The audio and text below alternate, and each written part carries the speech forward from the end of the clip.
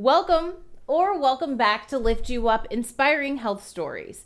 I'm your host, Tamika Bickham. I'm the founder and chief storyteller of TB Media Group, but for the purpose of this podcast, I am your health and happiness matchmaker. Now, before I introduce you to today's guest, you know what I'm going to ask you to do. Hit subscribe right there on YouTube, turn on those notifications, and connect with me on LinkedIn. I'd love to stay connected with you. Now, today we are talking about life after being an athlete, and an athlete at really the highest level. Lauryn Williams. Hey, she's a former Cane. You know, I love my Canes. Go Canes. She's on the show today talking about being an Olympic athlete. She's the first American woman to earn medals at both the Summer and Winter Games. She won a gold medal, 2 silver medals, but she really was skilled at transitioning her career from being an elite athlete to actually a certified financial planner. She's walking through why she discovered that career path and her advice to others looking to make a change. Our physical, mental, and emotional health is not just a want. It is a need for happy lives and prosperous businesses. Lift You Up is the podcast where we share inspiring health stories from business owners who are fulfilling their purpose to live their healthiest lives and helping you do the same. From former TV reporter to marketing entrepreneur and content creator, I care about sharing stories that matter and stories that connect us. I'm your host, Tamika Bickham, your health and wellness matchmaker. Well, today I'm so excited to meet virtually. We did our virtual handshake and hugs just a moment ago. Lauryn Williams to the show. Hi there. Hi, Tamika. Thanks so much for having me on. Thanks for being on. You have a long list of accomplishments, which we'll get to in a minute. But first, I have to point out one of my favorite, a fellow Cane. Go Canes! Thanks again for being on the show. I was going through your bio. I know you're currently a financial planner. You're an author, a podcaster, so you're familiar with this space, a motivational speaker. But tell us how most people probably would also know your name. So there's this thing called the Olympics that I participated in, and I got to go not one time, but 4 different times. So I'm a 4-time Olympian, and I am the first American woman to have earned a medal in both the Summer and the Winter Olympics. I did track and field and bobsled. Awesome. Congratulations. I mean, what an accomplishment. It was a pretty fun time in my life. I definitely have no regrets. I'm super excited about all the things I was able to experience during that time period, but also excited to be kind of like in the next phase of life. So, yeah. I want to know, because this show is all about sharing stories, and obviously I want to catch up to the present day, but take me back to the beginning. Was track and field always a part of your life? Was there a reason that sparked an interest in you? When did that start? I did a little bit of everything, from karate to ballroom dancing, softball, basketball, you name it, I pretty much participated in it. And it slowly kind of whittled it down over time to, I'm not that good at flipping and gymnastics. So, I'm not as flexible as some of the other girls. So I was like, okay, I give up on that thing. And then it was like, well, I sat the bench on senior night in basketball. So maybe that's not my thing. And kind of, like I said, slowly but surely found that track and field was the one thing that I was consistently doing well at and, naturally doing well at. So you always knew you were athletic, right? And was interested in sports and being active. So that was the one that kind of, you settled on because you excelled at. Yeah. And I really enjoyed the kind of competitive aspect of it. So at one point, I was way faster than the girls that were my age. And then I started to race boys my age. And, that stopped being a fun thing because I was beating them as well. So it's like, okay, now I'm racing boys that are older than me. And I don't think I really put it together in the moment that it was a talent or, that it was just like, ooh, I love to compete. Okay, what's next? Give me more of a challenge. Right. What age were you at that time when you were realizing, hey, I'm, faster than the boys that are older than me? It was like the 9 to 10, late elementary, but right before middle school time. At what point did you realize this would become, something you went to college for and, on from there? So, like I said, I was kind of a late bloomer in the sense of like really having goals or aspirations of becoming an Olympian. For me, it was more about getting an education. So I knew that education was really important. That's what my parents talked about all the time. And Right. so when I realized that I could use track and field as a way to get a free education, I was like, oh, I'm all over this. Sign me up. Where do I run around this circle so that you guys can pay for my college education? Because I was not fortunate enough to have like a college fund or, any significant amounts that were going to come my way other than, academic scholarships or, financial aid of some sort. So I went to college thinking, thank you so much for giving me the opportunity to get a free education. I want to repay you by working really hard on this track, because up to that point, it had been more of a hobby, more of a fun thing for me. I didn't really take it very serious. I was more talent than I was actual hard work or dedication. Because when it comes to the Olympics, would you say most athletes, is this something they're typically thinking about from a young age and working towards from a young age?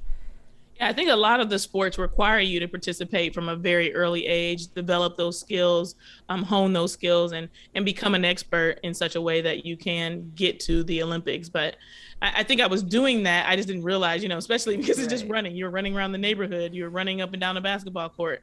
It was happening, and I had developed the skill over time. But I didn't do it within any real intention. It wasn't because I wanted to be an Olympian when I grew up. It was more so that I really loved being outside. And then I realized that this could open additional doors for me. And I'm like, okay, let's go some places. Right. And maybe that's kind of like a better way for it to have happened, because it removes the pressure from it. Like, you were just doing something that you loved and enjoyed, and like you said, wanting to be outside. Sometimes that really does play a role. Like, what you don't know to be afraid of. You don't know to feel the pressure. And so you go out there and you compete a lot more freely. One of the other things I see all the time now is that, like I said, because there's so much more technology, so much more information, is parents pushing their kids in a particular direction, and they burn out.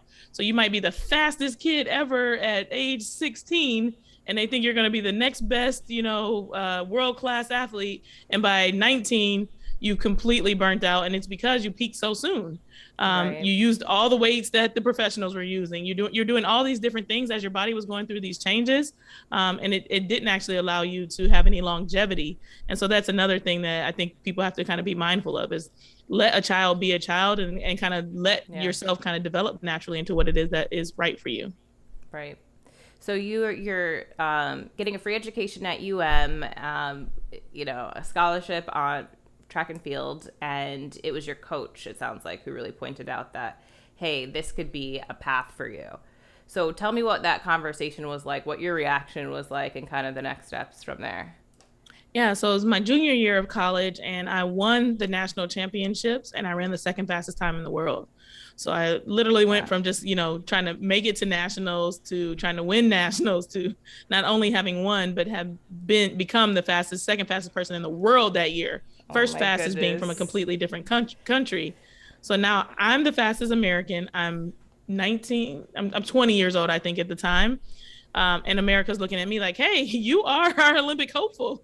The Olympic trials are just like 6 weeks away, I think, at that point.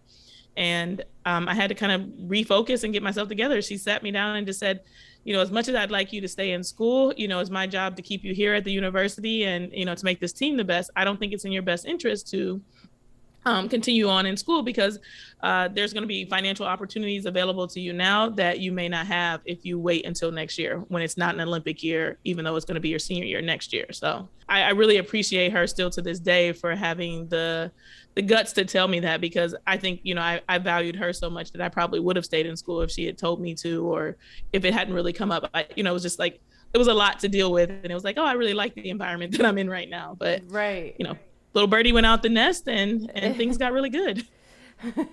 Because just like you had mentioned earlier, your primary focus was going to get an education. That was something your parents instilled in you as well. So was that a difficult decision to make?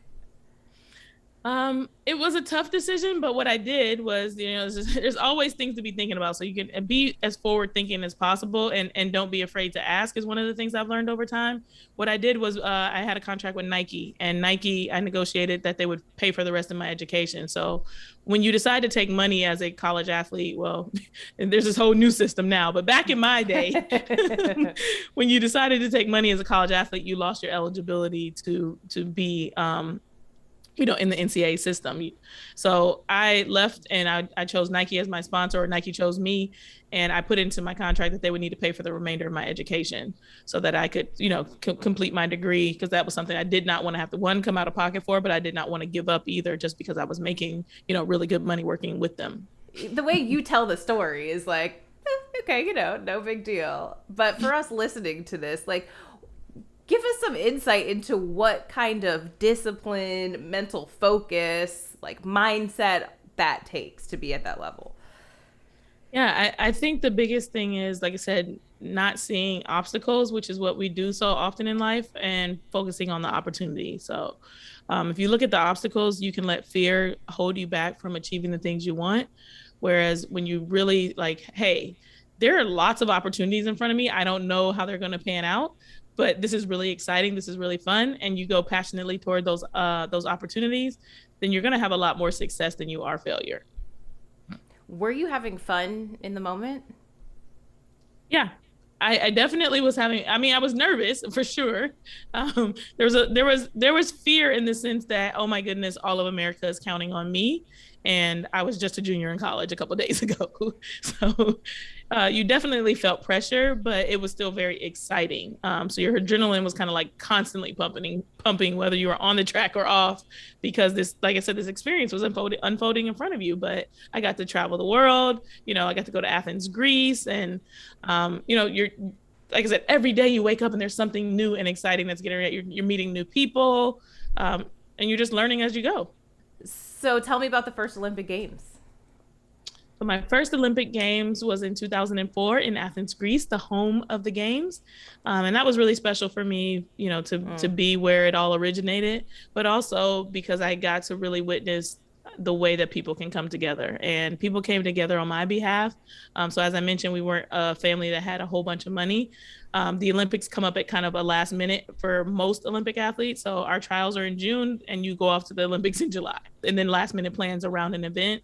The Olympics is something that, puts a lot of people in a bunch of credit card debt because they want to be there to support that family member, because it's a once in a lifetime opportunity. That's something that could be done better, but I digress in that area. Yeah. Now that you say that, the trials in June, Olympics in July, for those families, of course, you want to see your daughter, your son, your niece, your nephew, your brother, your sister compete. But, making those arrangements last minute to a huge international event is going to be expensive. So it's an interesting point that I've never thought about it.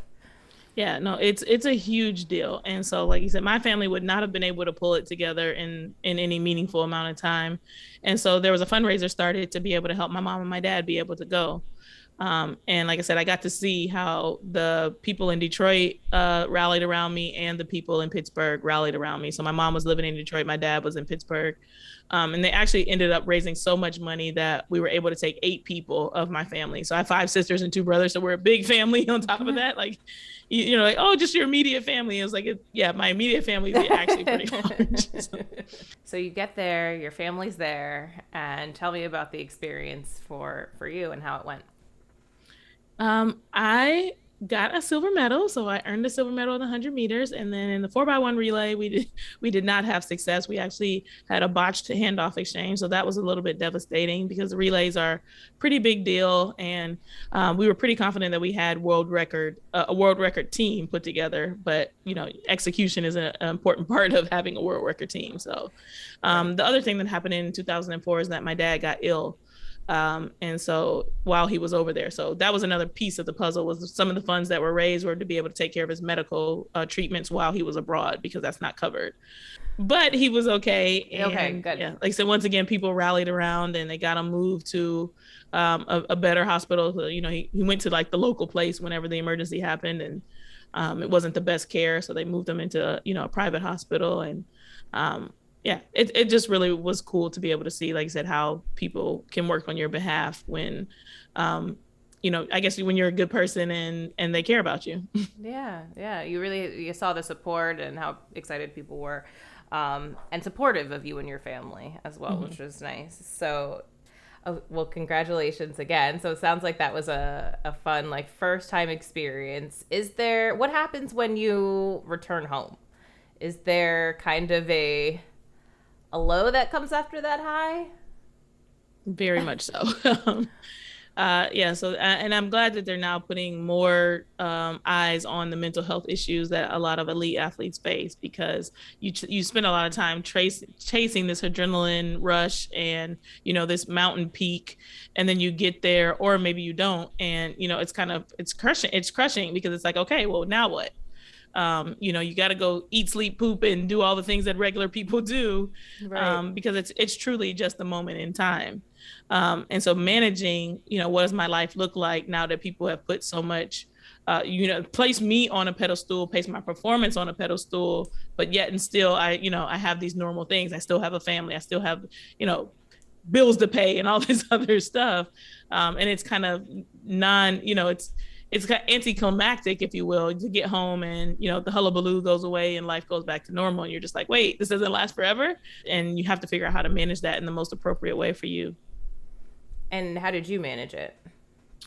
One of the things I'm really lucky is that I have a family that is able to, just treat me normal. Like I never felt like I was put on a pedestal by my family. I still got picked on by my older sisters, and to have an environment where you felt supported, but also where you could be yourself and not be the Olympian Lauryn, was a really key aspect of it for me. And then also just realizing that I am more than an athlete.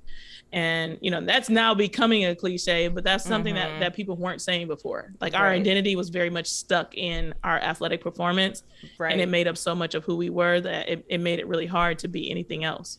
So because people weren't saying that at that time, was that a harder realization to come to, that I am more than an athlete? Oh, very much so. For me, if you fast forward through my journey, 2010, I took the year off. So 2008, my dad passed away. 2009, I was kind of just going through the motions. I had kind of lost the passion for competing. And in 2010, I just said, I'm going to just take a break and try to figure out what life means. And, what am I beyond the person who runs up and down a track, or, goes and competes against people, and why is this important anyway? Like, how am I adding value to the world by running as fast as I possibly can? So I kind of had this reflective year, and I ran into so many people, some of the resources and network that I had built along the way, and just asked them how's your story? How did you come to become a hotel owner or a doctor or lawyer? Tell me more about your journey. And it helped me realize everybody's journey is unique, and that your identity is not your profession. Your identity is all of the things that make up who you are. So the hobbies that you like, the language that you use, the music that you like, the pets that you have, etc. And to really focus on me, the whole person, versus myself as an athlete and myself as a performance, and always chasing that next best performance. So it sounds like you were really leaning on some of those in your network who weren't just athletes, but others as well, and kind of learning their stories. Exactly. How did they find their identity, and who are they beyond, like you said, being a lawyer or the most prevalent thing? And I think, even as we talk about social justice and stuff like that, who are you beyond a female? Who are you beyond a person of color? Sometimes we just put ourselves in these boxes of, here's the most prevalent thing, say, oh, I was talking to Tamika. Well, who's Tamika? Oh, the black girl that, I've gone out of my way now to stop, describing people with the most prevalent, something that the most prevalent characteristic someone else might recognize. Who is this person that I'm talking to? What is interesting about her? And let me share that with someone else in the way that I describe them. So to use a better vocabulary, because like you said, you are more than your most prevalent characteristic. It's interesting that you say that, and it's definitely something that exists across other career paths as well. Exactly. What we do is a piece of who we are. It is not the whole of who we are.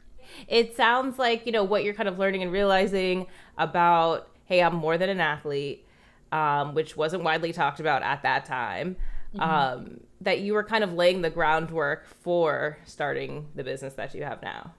That would be accurate. And so, they said life is a journey you're planting seeds even when you don't know it. So I was a finance major at the University of Miami. During my time as a professional athlete, I also earned a master's degree in business administration. I got a real estate license. So I was trying to figure out, like you said, what I'm interested in. But the journey to becoming a financial planner kind of started around this time, where I had a financial advisor that didn't work out really well. Then I tried a different financial advisor that didn't go really well either. And I'm like, I'm really interested in this topic. I want to make good decisions with my money, which I think, athletes kind of get a bad rap for just being irresponsible and young and inexperienced and doing all these terrible things. And, for me, it was more so that I couldn't find the right person to help me, someone who really wanted to invest the time. Which it can be very hard to find a good financial planner. I mean, I know that, there's a lot of people that get into that field for different reasons. So, and you have to learn the industry. It's just like anything, so we all have to manage money, which, I hear all the time, like, I don't know why this is not taught in high school or taught in college or taught, so that because we all need to, manage this the best way possible as a life skill. It's an important life skill. But for me, I kept seeing a gap in, I need to know these basic things, and someone is not teaching me these things. And what I learned over the course of time is that, there's this whole big financial industry. There's this conglomerate of people who are in it to earn money exclusively, as opposed to provide value while earning money. And then there's the certified financial planner. So a certified financial planner is going to be more like a doctor. So, not to throw any shade at like a chiropractor, but they refer to themselves as doctors. They have PhDs, right. And so sometimes you think of them as a medical professional, whereas as an MD is the person you want to go to if you have like some sort of illness that needs to be treated in that regard. So there's a difference. Once again, sometimes they said someone's holding themselves out as one thing, and you actually need to do a little more research to realize like, oh, I should be in the hands of this kind of person instead. So what are the different? So there's a certified financial planner, which is like if we're comparing them to the doctor of the MD of the financial industry. And then what would be the other that can't say they're a certified financial planner? That's just about every other term that you hear out there. So that's wealth manager, financial advisor, even just financial planner without the certified in front of it. People can refer to themselves as financial coach, financial guru, you name it. Like none of those come with a lot of those on Instagram. Right, exactly. Influencer. A certified financial planner is the only thing that is a registered thing that you cannot say if you are not actually one. And what it means to be a certified financial planner is that you're going to have to pass an exam. You're going to have a certain amount of education. You're going to have to abide by a code of ethics.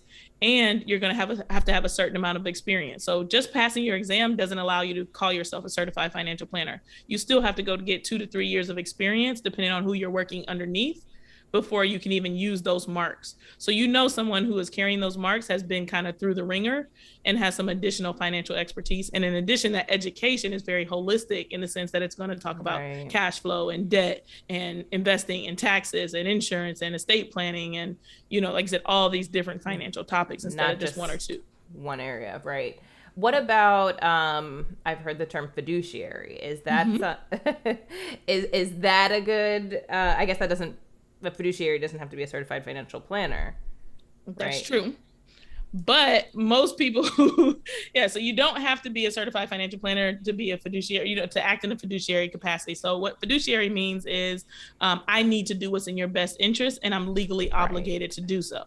Right. Most people who work in a commission capacity are not fiduciary. So as an example, I think pretty much everybody's probably been sold insurance by uncle somebody or a cousin friend, whatever.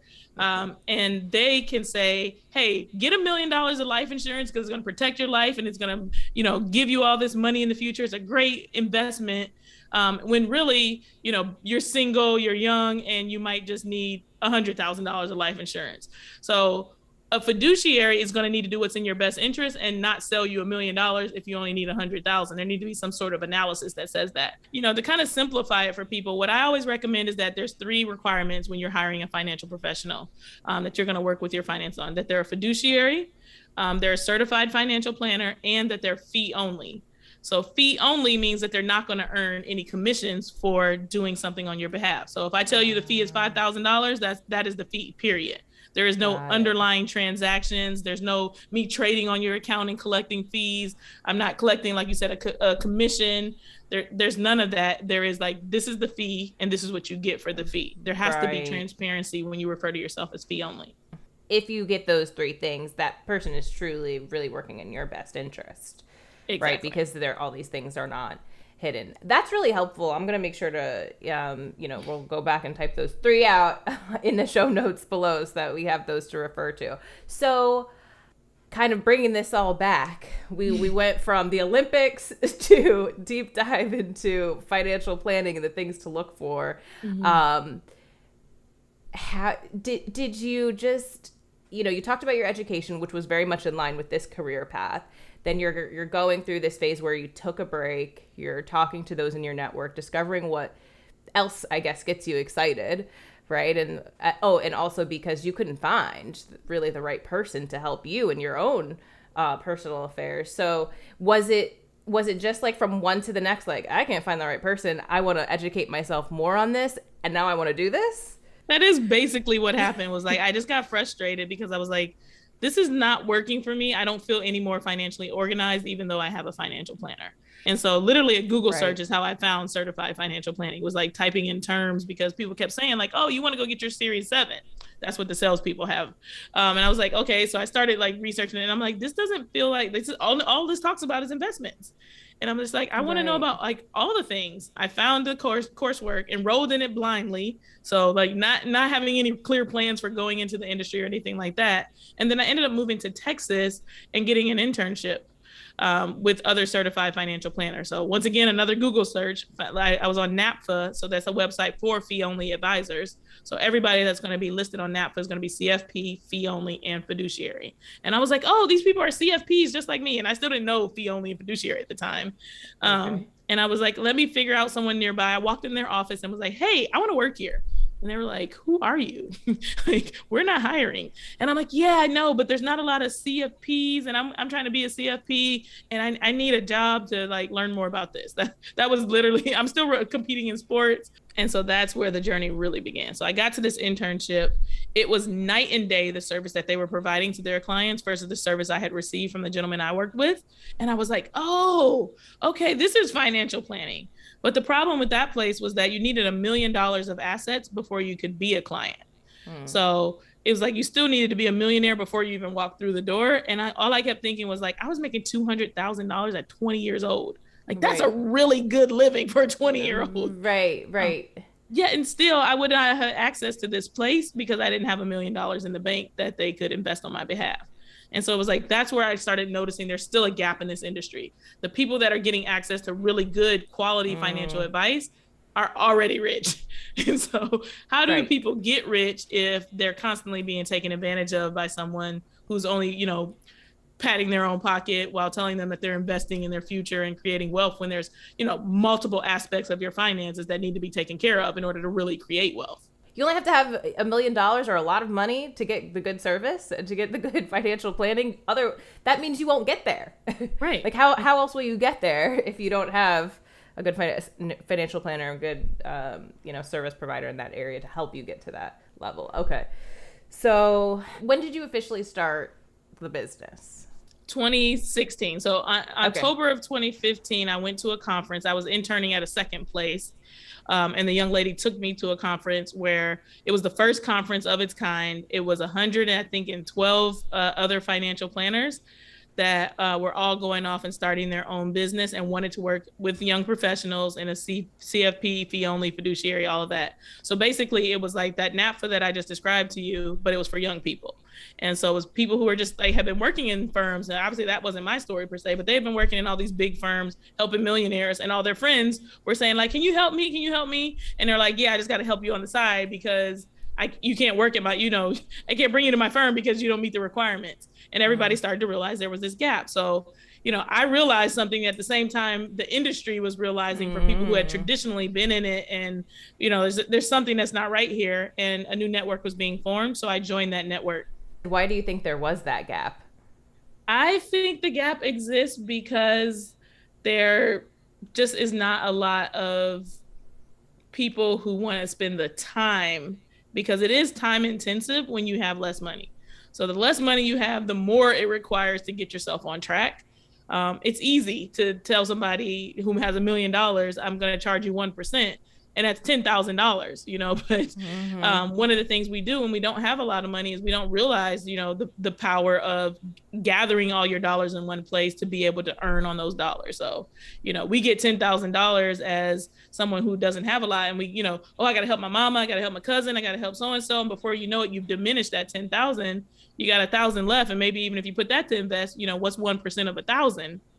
Versus 1% of a million. 1% of a million is a lot of money. So, right. So people are trying to find like the, lowest investment of time, highest yield way to earn a living. And that's why there is a gap in the industry.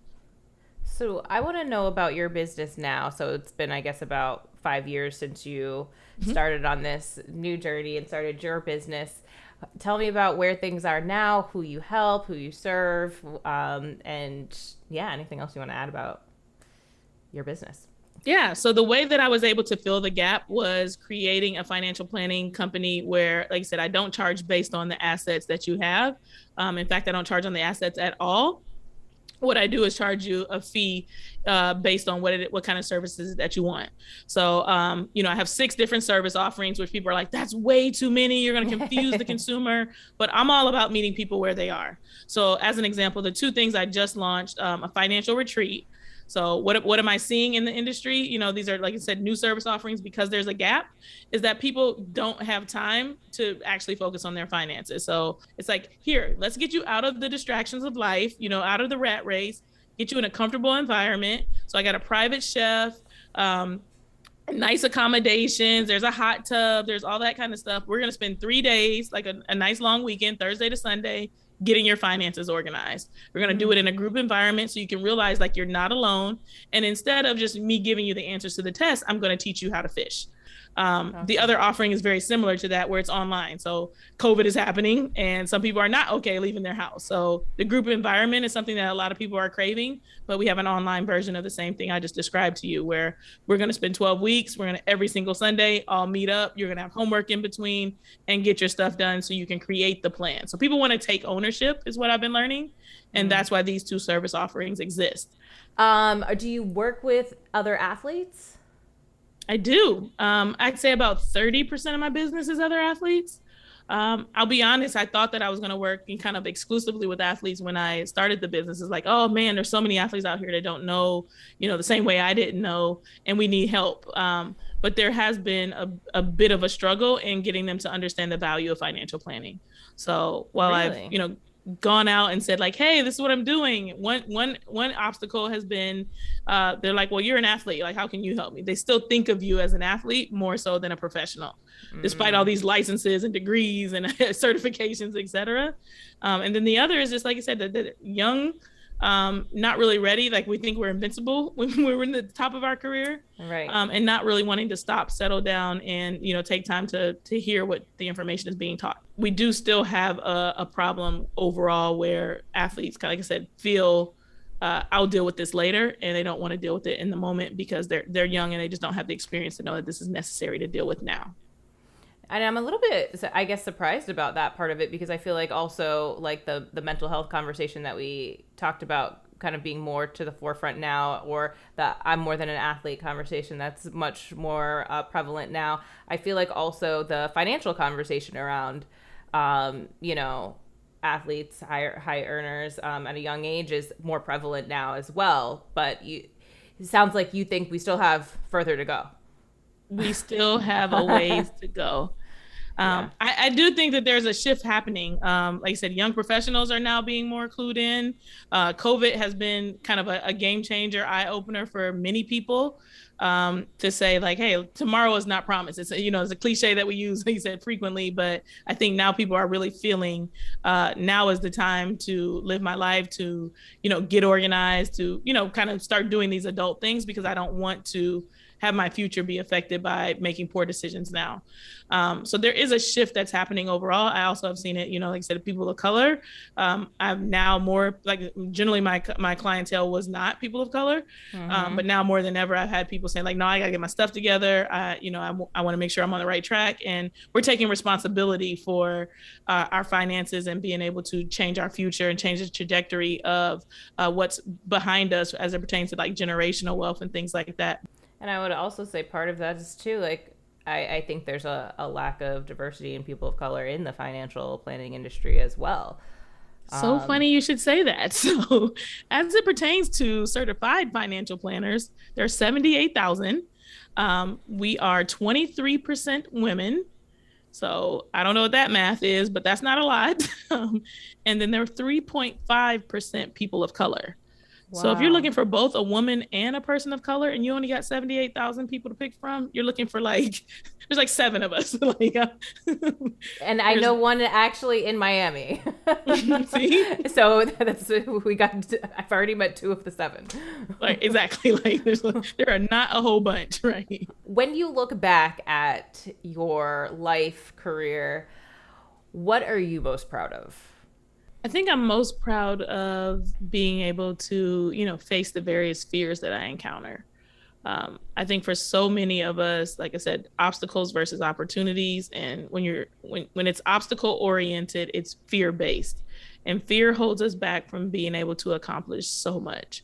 So for me, as an example, leaving elite sports, I had a degree, but I wasn't very confident. I was just like, gosh, everyone, is so much more far ahead of me. I was 30 years old. Maybe it was 31 when I left sports. So, there are people who have been 21, been out of school and working for 10 years at this point. And here I am trying to figure out like what my next profession is and starting kind of from the bottom, focus on what can happen versus, what might go wrong. And I'm really, really proud of my ability to kind of get out of my own way time after time so that I can see the fruits of the opportunities in front of me. I love that. I think that's something that everybody can take with them, right? Because fear, all of us have fears.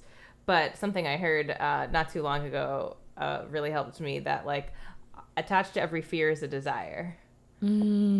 So every time I feel a fear, I'm like, okay, what's the desire that's attached to this, and try to focus on that.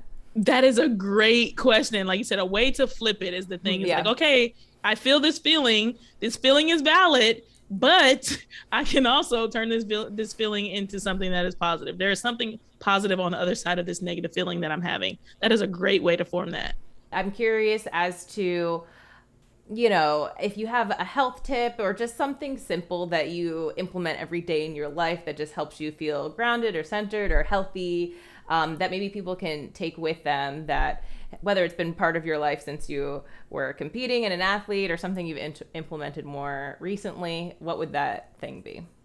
Yeah. So for me, it's the just start. So I have actually struggled quite a bit with health since I've retired from sports. So, it's like, oh, you're a world-class athlete. It's so easy. You already know what to do. And then you kind of have like this shame around like, well, I'm a world-class athlete. I already know what to do. Why am I not doing it? But what I've reminded myself to do from a health standpoint is to just start and to be consistent. So, like I said, as an athlete, it's like 0 or 100. It's like, oh, I gotta go run 10 laps. I gotta do this thing. I gotta run up, like all these. And it's like, no. It's okay to like go for a walk, but you need to know about setting aside time to go for a walk, and be consistent about it, because, if you start doing 4 walks a week, before you know it, you'll be jogging. And from that jogging, you'll be running, and so on and so forth. So it's to start.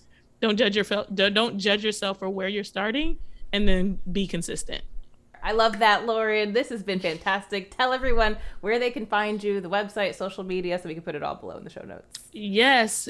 You can find me at worth-winning.com. That's the financial company. Lauryn-Williams.com if you're looking for the Olympian.